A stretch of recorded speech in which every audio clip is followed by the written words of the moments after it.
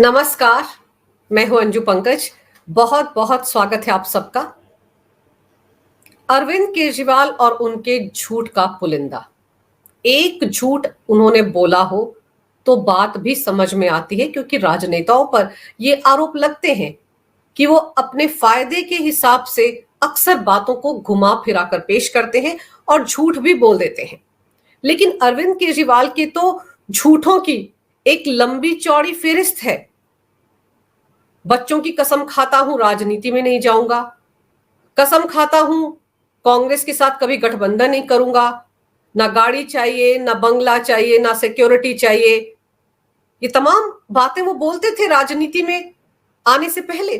और फिर हमारी पार्टी के जितने भी विधायक मंत्री बनेंगे वो सबके सब अपने घरों में रहेंगे, क्योंकि उनको बंगला नहीं चाहिए। खुद कहते थे कि मुझे पैर पसारने के लिए 4 कमरों का फ्लैट चाहिए, लेकिन 4 कमरों का फ्लैट लेते लेते अरविंद केजरीवाल ने 55 करोड़ का शीश महल बना डाला कोविड काल में। और कितने सारे घोटाले हैं आम आदमी पार्टी के नाम पिछले 8 साल में। आप सोचिए, शराब घोटाला, एक ऐसा घोटाला जिसमें अरविंद केजरीवाल तिहाड़ जेल पहुंच गए। 177 दिन तक तिहाड़ जेल में बंद रहे अरविंद केजरीवाल, जबकि वो तो अपने आप को कट्टर ईमानदार बताते थे। और फिर एक घोटाला नहीं है, डीटीसी बस घोटाला, क्लासरूम घोटाला, यमुना सफाई घोटाला, फीडबैक यूनिट घोटाला, और दिल्ली जल बोर्ड में तो घोटालों की लंबी चौड़ी फेहरिस्त है। तो जब आदमी झूठ बोलता है तो एक दिन अपने उसी झूठ में फंस जाता है। और अरविंद केजरीवाल बुरी तरह से अपने झूठ में फंस गए हैं, क्योंकि उन्होंने 2 साल पहले यह कहा था कि 2025 के विधानसभा चुनाव से पहले वो छठ के मौके पर दिल्ली वालों के साथ यमुना में डुबकी लगाएंगे और तब तक यमुना पूरी तरह से साफ हो जाएगी। और आप देखिए पिछले 24 घंटे में अरविंद केजरीवाल का वही बयान किस तरह से सोशल मीडिया पर वायरल है, क्योंकि दिल्ली में यमुना की जो तस्वीरें इस वक्त दिख रही हैं उसमें वो टॉक्सिक जहरीला फोम यमुना के ऊपर ऐसे तैर रहा है जैसे लगता है कि आप बादलों में हैं। यही हाल यमुना का पिछले साल था, यही हाल यमुना का इस साल है। अब दिवाली के बाद जब छठ पूजा होगी, लोग यमुना के घाट पर जाएंगे स्नान करने के लिए, वो क्या करेंगे? अरविंद केजरीवाल तो 2015 से यमुना की सफाई को लेकर हर बार एक नया झूठ बोलते आए हैं, हर बार दिल्ली वालों को झांसा देते आए हैं कि अगली बार आपको सफाई मिलेगी। यही अरविंद केजरीवाल कहते थे कि वो लंदन की टेम्स नदी की तरह यमुना को भी इतनी साफ सुथरा बना देंगे। और अब अरविंद केजरीवाल खुद फंस गए हैं। हर कोई इंतजार कर रहा है कि अरविंद केजरीवाल इस बार उनके साथ यमुना में डुबकी लेंगे या नहीं। अब यमुना जहरीली है, जहरीले फोम से लबालब भरी हुई है, तो भी अरविंद केजरीवाल को डुबकी लगानी ही पड़ेगी, क्योंकि अब वो ये नहीं कह सकते कि 2026 में सफाई करवा दूंगा, क्योंकि 2025 के फरवरी में तो विधानसभा चुनाव होने दिल्ली में। और ऐसा लग रहा है कि इस बार आम आदमी पार्टी कहीं यमुना में ही ना डूब जाए। वो कहते हैं ना, हम तो डूबेंगे सनम, तुमको भी ले डूबेंगे। तो इस बार ऐसा लग रहा है कि अरविंद केजरीवाल के झूठ में पूरी की पूरी पार्टी यमुना में डूबने वाली है। आपको बताती हूं कि अरविंद केजरीवाल ने साल दर साल किस तरह के झूठ बोले और किस तरह से 6,800 करोड़ का घोटाला यमुना की सफाई के नाम पर हुआ, और उसकी पोल पट्टी भी केजरीवाल सरकार के एक मंत्रालय ने ही खोल दी थी। रिपोर्ट रखी गई थी बाकायदा विधानसभा के अंदर कि कितना पैसा यमुना में साफ सफाई के नाम पर आम आदमी पार्टी सरकार बर्बाद कर चुकी है पिछले 9 साल में। ये देखिए अरविंद केजरीवाल के बयान। अरविंद केजरीवाल ने 2016 में कहा था यमुना दिल्ली की लाइफलाइन है। फिर 2019 में कहा अगले चुनाव के अंदर, ये वाला चुनाव नहीं, 5 साल के अंदर अगले चुनाव से पहले आपके सारे गांव को ले जाकर उसमें डुबकी लगवा दूंगा, जब उनसे सवाल पूछा गया था प्रेस कॉन्फ्रेंस में। 2020 में अरविंद केजरीवाल ने कहा यमुना को साफ किया जाएगा, और जैसा कि मैं अक्सर कहता हूं कि 5 साल तो लगेंगे, लेकिन 5 साल के अंत में मैं आपको सबको यमुना में डुबकी तो जरूर लगवा दूंगा। फिर 2021 में अरविंद केजरीवाल ने कहा हम 2025 फरवरी तक यमुना को जरूर साफ कर लेंगे। अरविंद केजरीवाल ने 2023 में क्या कहा?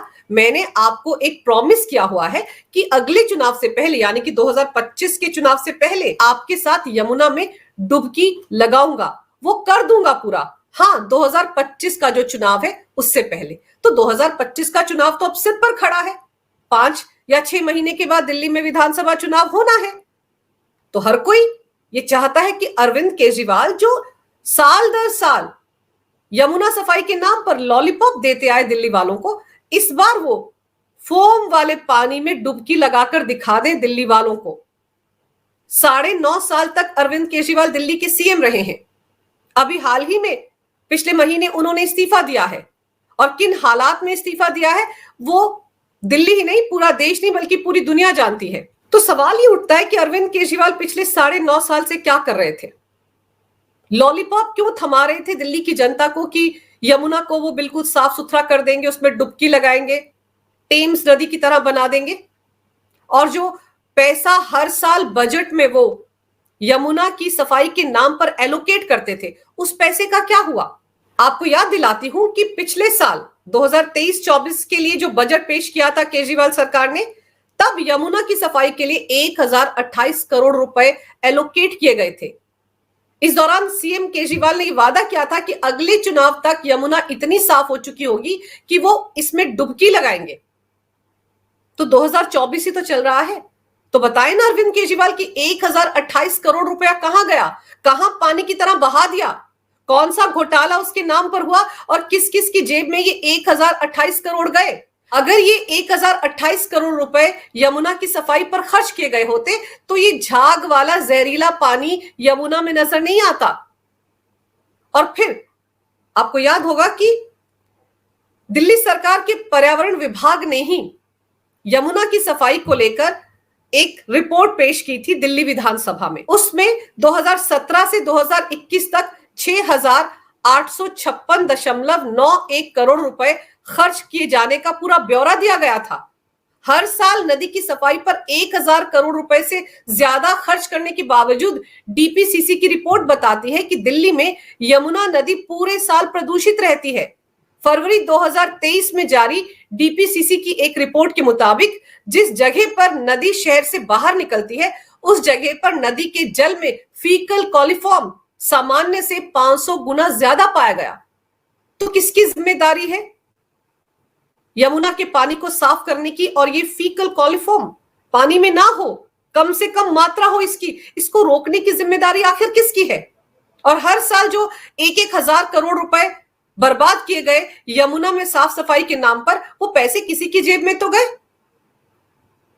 और दिल्ली में जो यमुना बहती है वो सिर्फ 30% हिस्सा है। उसी 30% हिस्से में यमुना में सबसे ज्यादा गंदगी डाली जाती है। तो जितना हिस्सा यमुना का दिल्ली में रहता है, कम से कम उसकी सफाई की जिम्मेदारी तो केजरीवाल सरकार की थी। अब आतिशी मार लेना सरकार की हम कह सकते हैं, 5 महीने के लिए ही तो आतिशी मार लेना दिल्ली की सीएम बनी है। तो सवाल ये उठता है कि ये जो 6,856.91 करोड़ रुपए का घोटाला हुआ है यमुना साफ सफाई के नाम पर, आखिर ये पैसा कहां गया? अरविंद केजरीवाल बताए ना दिल्ली वालों को कि किस तरह का घोटाला हुआ यमुना साफ सफाई के नाम पर। और ताज्जुब की बात यह है कि जब यमुना में साफ सफाई का मुद्दा सामने आया था, तो आतिशी मारलेना जो उस वक्त दिल्ली की शिक्षा मंत्री हुआ करती थी, उन्होंने क्या बयान दिया था? उन्होंने कहा था कि यूपी से कह दो कि वो फोम वाला गंदा पानी यमुना में ना छोड़े। ये कौन कह रहा है? दिल्ली की उस वक्त की शिक्षा मंत्री, जबकि यमुना दिल्ली से होते हुए यूपी में एंटर करती है। और ये जिस बैराज पर खड़े होकर बात कर रही थी, उस बैराज से पानी दिल्ली में आता ही नहीं है। सोचिए, दिल्ली की शिक्षा मंत्री और अब दिल्ली की सीएम आतिशी मारलेना ये फरमा रही थी, जो एक तरह से कहने की कोशिश कर रही थी कि यमुना तो उल्टी बहती है, पहले यूपी जाती है, फिर वो दिल्ली आती है, फिर कहां जाती है ये भी बता देती आतिशी मारलेना। ये तथ्य सबको पता है कि यमुना यमुनोत्री उत्तराखंड से चलती है, पानीपत हरियाणा तक बहती है, फिर दिल्ली से आगरा यूपी में जाती है और अंत में प्रयागराज यूपी तक चली जाती है। अपनी जिम्मेदारियों से बचती है आम आदमी पार्टी सरकार, दूसरों पर उसका दोष डाल देती है, दूसरों पर जिम्मेदारी डाल देती है। लेकिन अब की बार अरविंद केजरीवाल बुरी तरह से फंस गए हैं। एक तो सवाल ही उठ रहा है कि ये जो 6,800 करोड़ का घोटाला है, इसका ब्यौरा दे कि पैसा खर्च किया गया तो कहां खर्च किया गया, कहां कहां सफाई अभियान किया गया। क्योंकि दिल्ली जल बोर्ड में भी एसटीपी प्लांट लगाने के नाम पर घोटाला हुआ, जहां पर 10 प्लांट लगाने थे पानी की साफ सफाई को लेकर, और ऐसे लोगों को ठेका दिया गया जिनको ये काम करने में एक्सपीरियंस ही नहीं था। इसको लेकर भी सम्मन जारी किया था ईडी ने उस वक्त के चीफ इंजीनियर को। 38 करोड़ रुपए खर्च किए गए थे इन प्लांट्स को लेकर, और ताज्जुब की बात यह है कि काम जो था वो 15-16 करोड़ में हो गया था, लेकिन बाकी का पैसा कहा जाता है कि रिश्वत के तौर पर आपस में बांटा गया और कुछ पैसा आम आदमी पार्टी के खजाने में आया। तो ये जो 6,800 करोड़ रुपए यमुना की साफ सफाई के नाम पर खर्च हुए, इसमें से कितना पैसा आम आदमी पार्टी के फंड में आया, इसका जवाब तो अरविंद केजरीवाल को देना पड़ेगा। चुनाव जब होंगे तो ये सबसे बड़ा मुद्दा बनेगा, क्योंकि एक और घोटाला आम आदमी पार्टी के साथ जुड़ गया है।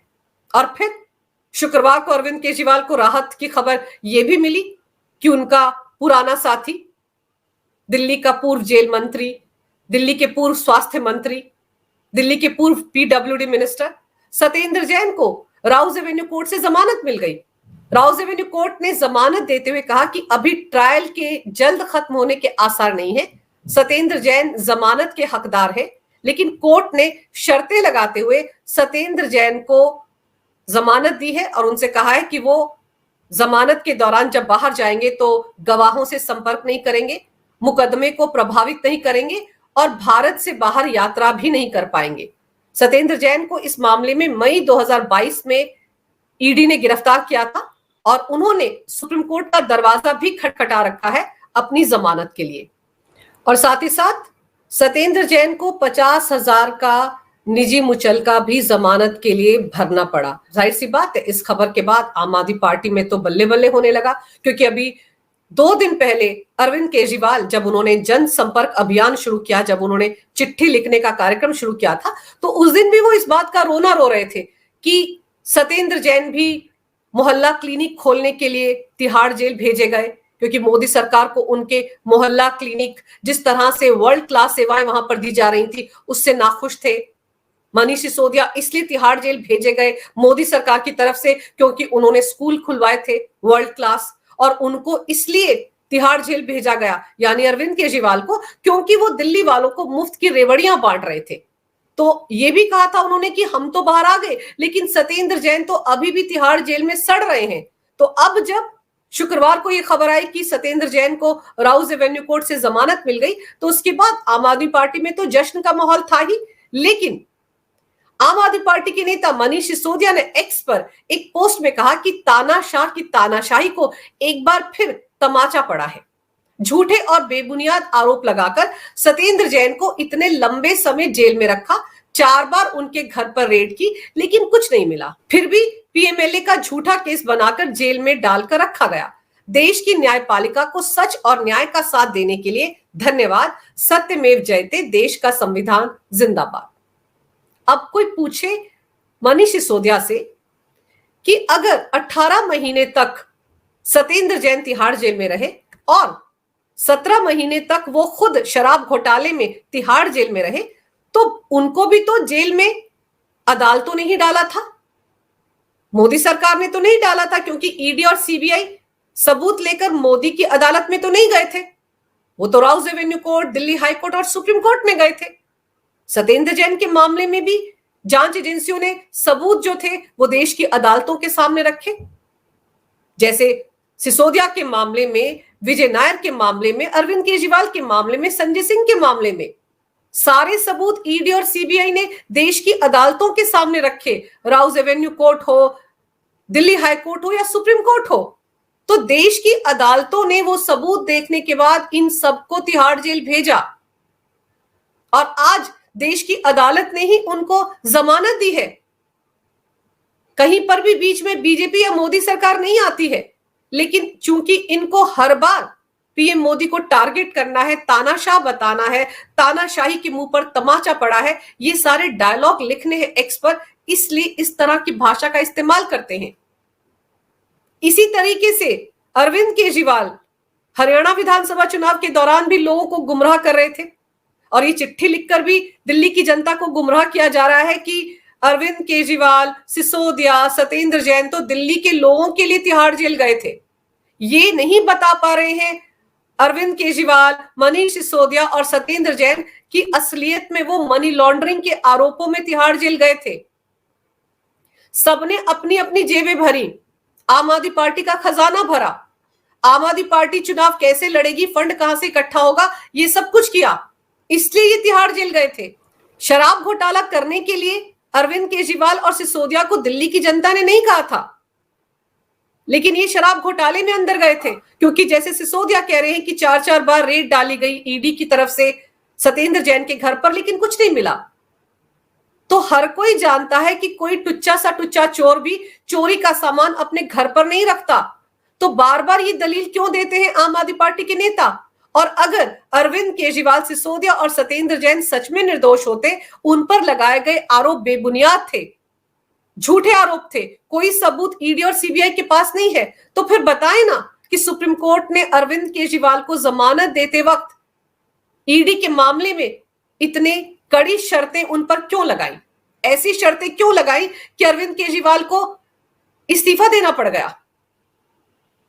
मनीष सिसोदिया को जमानत मिली शर्तों के साथ, सत्येंद्र जैन को भी शर्तों के साथ जमानत मिली है कि वो ना तो विदेश जाएंगे, ना उस मामले से जुड़े हुए किसी गवाह से मुलाकात करेंगे, ना इस बारे में किसी के सामने कुछ बोलेंगे। तो मनीष सिसोदिया जो पूर्व डिप्टी सीएम है दिल्ली के, वो किसको बहकाने की बात कर रहे हैं? और अगर सच में मोदी सरकार तानाशाह होती तो फिर ना केजरीवाल तिहाड़ जेल से बाहर आते, ना सिसोदिया, ना सत्येंद्र जैन। लेकिन ये सब के सब बाहर आ रहे हैं। इसका मतलब यह है कि इस देश में कानून का राज चलता है और जमानत सिर्फ इसलिए मिल रही है क्योंकि ट्रायल शुरू होने में देरी हो रही है। अरविंद केजरीवाल को जमानत देने का भी यही आधार था, मनीष सिसोदिया को भी इसीलिए जमानत मिली, विजय नायर को भी इसीलिए जमानत मिली और शुक्रवार को सत्येंद्र जैन को भी इसीलिए जमानत मिली क्योंकि उनके मामले में भी अभी तक ट्रायल शुरू नहीं हुआ है। कोर्ट ने माना कि ट्रायल शुरू होने में अभी देरी है, अभी कोई आसार नहीं है ट्रायल शुरू होने के। ऐसे में किसी को भी ज्यादा दिन तक जेल में बंद करके नहीं रखा जा सकता, इसलिए जमानत मिल रही है। अरविंद केजरीवाल चिट्ठी में बताए ना दिल्ली के लोगों को कि असलियत क्या है।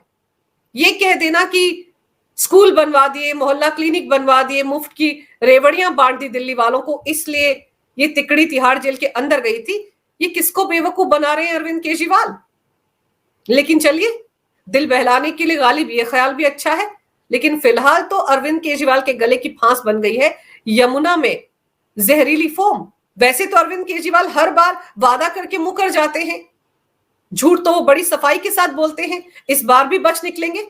लेकिन उनका जो एक पुराना वीडियो वायरल हो रहा है जिसमें उन्होंने कहा था कि 2025 से पहले वो लोगों के साथ मिलकर यमुना में डुबकी लगाएंगे, वो वीडियो उनके गले की फांस बन गया है। और आम आदमी पार्टी इसलिए खुश है क्योंकि सत्येंद्र जैन पार्टी के फंड रेजर हैं, पार्टी के लिए पैसा लेकर आते हैं।